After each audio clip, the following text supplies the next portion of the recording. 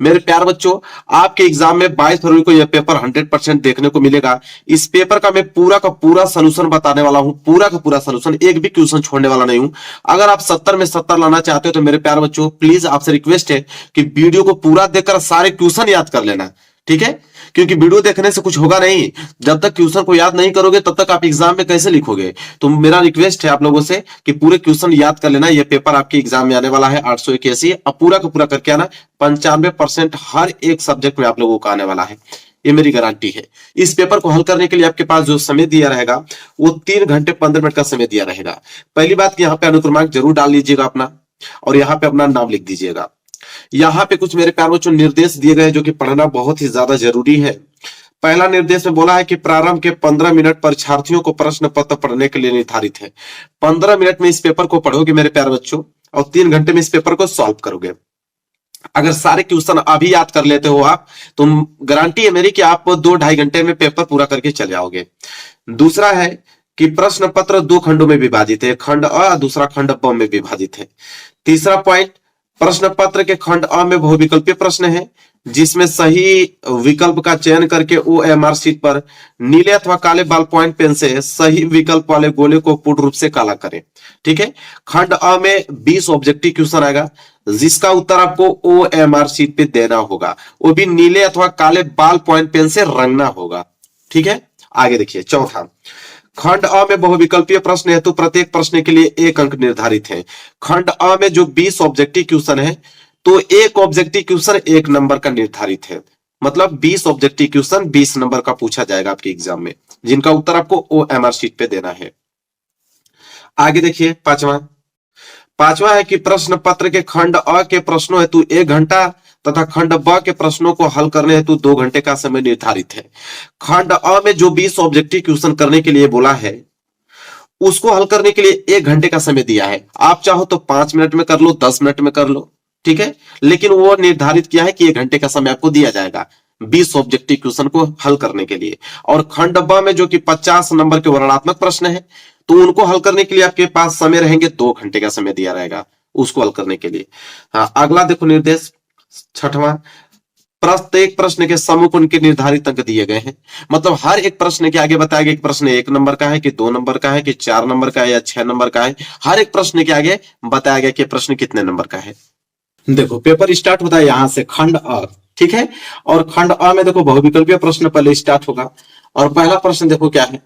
पहला प्रश्न है कि शुक्ल युग का नामकरण किस विद्वान के नाम पर किया गया? तो शुक्ल युग का नामकरण किस विद्वान के नाम पर किया गया? तो आपके हैं आचार्य रामचंद्र शुक्ल जी, उन्हीं के नाम पर शुक्ल युग का नामकरण किया गया था। दूसरा प्रश्न देखो क्या है, हंस पत्रिका के संपादक थे, ठीक है? हंस पत्रिका के संपादक कौन थे मेरे प्यारे बच्चों? वो आपके मुंशी प्रेमचंद्र थे। पहला वाला ऑप्शन बिल्कुल राइट आंसर हो जाएगा, मुंशी प्रेमचंद्र जी। तीसरा देखो, शुक्ल युग की काल अवधि है। तो देखो, शुक्ल युग की काल अवधि कितनी मानी जाती है? ये तो सबको जानकारी है कि 1919 ईस्वी से लेकर 1929 ईस्वी तक शुक्ल युग की काल अवधि मानी जाती है। सी वाला ऑप्शन जो है बिल्कुल राइट आंसर होगा। चौथा, लहरों के राजहंस के लेखक का नाम है।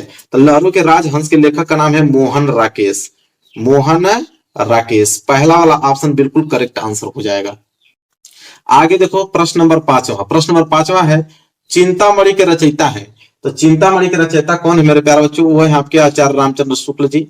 सी वाला ऑप्शन बिल्कुल करेक्ट आंसर हो जाएगा। एक भी प्रश्न छोड़ना नहीं है, पूरा 70 में 70 करके आना है, ठीक है? क्वेश्चन नंबर 6, छत्रसाल दशक के रचनाकार हैं। तो छत्रसाल दशक के रचनाकार जो है वो है आपके भूषण जी, और डी वाला ऑप्शन बिल्कुल आपका करेक्ट आंसर हो जाएगा। आगे बढ़ते हैं, 7वां प्रश्न, आधुनिक काल की समय अवधि है। तो आधुनिक काल की समय अवधि जो मानी जाती है वो 1843 ईस्वी से वर्तमान तक, मतलब अभी तक जो चलती आ रही है, वो आधुनिक काल की अवधि मानी जाती है। कब से? 1843 ईस्वी से अब तक। 8वां, साकेत किस युग की रचना है? तो साकेत जो है वो किस युग की रचना है? द्विवेदी युग की रचना है। बी वाला ऑप्शन जो है बिल्कुल राइट आंसर हो जाएगा, द्विवेदी युग। आगे देखो, क्वेश्चन नंबर 9, आंगन के पार द्वार के रचयिता है। तो आंगन के पार द्वार के रचयिता जो है मेरे प्यारे बच्चों, वो आपके हैं सच्चिदानंद हीरानंद वात्स्यायन अज्ञेय, ठीक है? ये फुल फॉर्म क्या होगा? स से सच्चिदानंद, ही से हीरानंद, वा से वात्स्यायन अज्ञेय, ठीक है? तो नाम बहुत बड़ा इसलिए शॉर्ट फॉर्म में लिखा गया है। बी वाला ऑप्शन सही हो जाएगा। 10वां देखो, महादेवी वर्मा की रचना नहीं है, मतलब इन चारों ऑप्शनों में से महादेवी वर्मा की रचना कौन है, नहीं है मेरे प्यारे बच्चों, तो वो है युगांत। युगांत जो है महादेवी वर्मा की रचना नहीं है। अन्यथा निहार भी है, सांध्य गीत भी है, दीपशिखा भी है। युगांत जो है वो महादेवी वर्मा की रचना नहीं है। तो सी वाला ऑप्शन बिल्कुल क्या हो जाएगा, राइट आंसर हो जाएगा। चलिए आगे देखिए, अगला है आपका प्रश्न नंबर 11। प्रश्न नंबर 11 है कि जथा पख बीनु खग अति दीना, मणि बिनु फनक कारबर करहीना, अस मम जीवन बंधु बिनु तोही, जो जड़ देव जियावे मोही।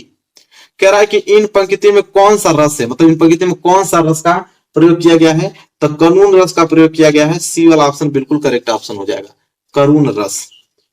आगे देखो प्रश्न नंबर 12 क्या है कि यही कहीं बिखर गई वह भग्न विजयमाला से, उपयुक्त पंक्तियों में कौन सा अलंकार है, तो इसमें अलंकार है उपमा अलंकार का प्रयोग किया गया है मेरे प्यारे बच्चों। ये वाला ऑप्शन जो है बिल्कुल करेक्ट ऑप्शन हो जाएगा। 13वां देखो, सुनत सुमंगल बैन मन प्रमोद तन पुलक भर, शरद सरोरुह नयन तुलसी भरे स्नेह जल। कह रहा है कि इन पंक्तियों के दूसरे और चौथे चरण में कितनी मात्राएं हैं, एक तो दूसरे वाला में और ये लास्ट वाला चौथे चरण में कितनी मात्राएं हैं, तो 13 मात्राएं हैं, गिन लेना। ये वाला ऑप्शन जो है राइट आंसर हो जाएगा। आगे देखो प्रश्न नंबर 14, निम्नलिखित में मिश्र वाक्य है, मतलब 4 ऑप्शन में से होता ना कि मिश्र वाक्य कौन है। अवनी आई और पढ़ने बैठ गई, बच्चे दूध पीकर सो गए, अध्यापक के सामने सब शांत रहते हैं, जो झूठ बोलते हैं उन पर विश्वास मत करो। अब प्रश्न क्या है कि मिश्र वाक्य क्या है, ठीक है, तो मिश्र वाक्य 14 का हो जाएगा ऑप्शन डी, जो झूठ बोलते हैं उन पर विश्वास मत करो। ये मिश्रित वाक्य है, तो डी वाला ऑप्शन जो है बिल्कुल करेक्ट आंसर हो जाएगा।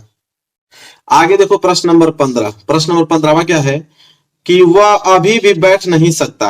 कह रहा है कि वाक्य के भाववाच्य में रूप होगा, मतलब इसको भाववाचक के रूप में अगर हम कहें, ठीक है, कि वह अब भी बैठ नहीं सकता, तो किस प्रकार कहेंगे, मेरे प्यारों जो सी वाला ऑप्शन सही होगा, कहेंगे उससे अब भी बैठा नहीं जाता। मतलब भाव रूप से अगर हम इसको सेंटेंस को परिवर्तित करें तो यही निकल के आएगा सेंस कि उससे अब भी बैठा नहीं जाता। देखो 16वां प्रश्न क्या है कि तुम किस कक्षा में पढ़ते हो, ठीक है, तो तुम किस कक्षा में पढ़ते हो मेरे प्यारे बच्चों, ये आपका सर्वनाम है, मध्यम पुरुष है, पुल्लिंग है और एक वचन है। जो तुम पे अंडरलाइन किया गया है ना, तो तुम क्या है, सर्वनाम, तुम मध्यम पुरुष है, पुल्लिंग है और एक वचन है। डी वाला ऑप्शन जो है बिल्कुल राइट आंसर हो जाएगा, 16 का डी। याद रखना, भूलना मत, एग्जाम में पूरा करके आना। 17 है कि अनु उपसर्ग लगाकर सही शब्द बनेगा, तो अनु उपसर्ग लगाकर सही शब्द बनेगा क्या, अनुभाव। पहला वही ऑप्शन में दिख रहा है, अनुधन भाव, अनुभाव, ए वाला ऑप्शन। 18वां है त्रिवेणी में कौन सा समास है, ठीक है, तो त्रिवेणी में कौन सा समास है, द्विगु समास है, और क्या, सी वाला ऑप्शन जो है राइट आंसर हो जाएगा। 19वां प्रश्न देखो, अच्छी शब्द का तद्भव है, तो अच्छी शब्द का तद्भव क्या है मेरे प्यारे बच्चों, अच्छी मतलब आंख होता है। ये वाला ऑप्शन बिल्कुल करेक्ट ऑप्शन हो जाएगा। चलिए आगे देखते हैं 20वां प्रश्न क्या है कि निम्नलिखित में अग्नि का पर्यायवाची नहीं है, मतलब अग्नि का पर्यायवाची शब्द कौन नहीं है इसमें, तो आपका क्या है, अनिल। अनिल जो है अग्नि का पर्यायवाची शब्द नहीं होता है, अनल भी होता है, पावक भी होता है और ज्वलास भी होता है। अनिल जो है अग्नि का पर्यायवाची नहीं होता है।